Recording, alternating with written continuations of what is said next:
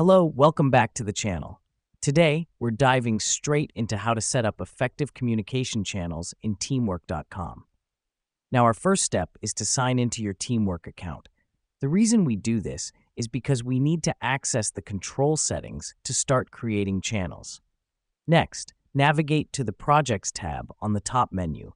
This helps us because it allows us to select the specific project where we want our communication channel to be.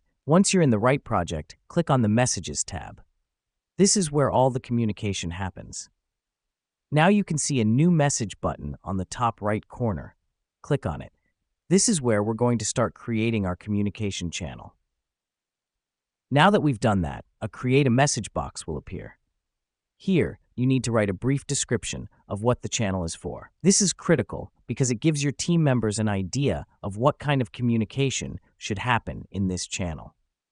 Next up, choose who can see this message. You'll see a list of all your team members.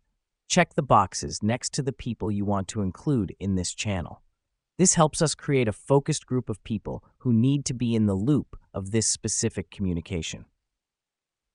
Once you've selected your team members, click on the Post Message button. And there you have it. You've just set up a communication channel in Teamwork.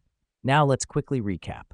You sign in, go to the Projects tab, select the project, click on Messages, create a new message with a description, choose who can see the message, and post it.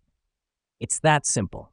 Remember, effective communication is vital for any team to succeed, and Teamwork.com makes it easy to keep everyone on the same page. Just follow these steps, and you'll have your communication channels set up in no time. Thanks for joining us today, and until next time, happy teamworking.